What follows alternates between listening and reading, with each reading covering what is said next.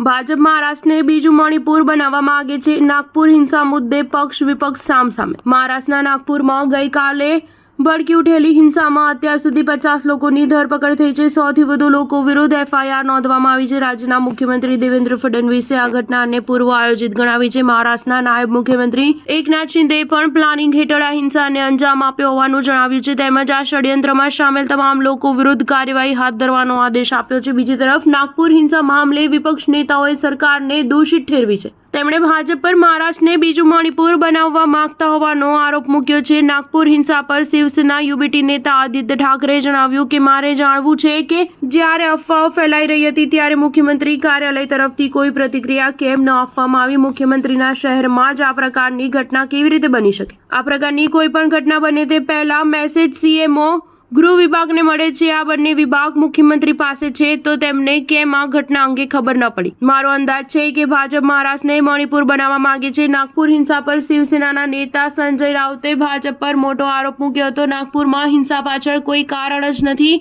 અહીં જ RSSનું હેડક્વાર્ટર છે। દેવેન્દ્ર ફડણવીસનો મત વિસ્તાર પણ છે। અહીં હિંસા ફેલાવવાની હિંમત કોઈ ન કરી શકે। પોતાના લોકો દ્વારા જ હુમલો કરાવી હિન્દુઓને ડરાવી ધમકાવી પોતાની સાઈડ કરવાની નવી પેટર્ન છે। સ્ટાર ન્યૂઝ 7 હંમેશા સચ્ચાઈની સાથે।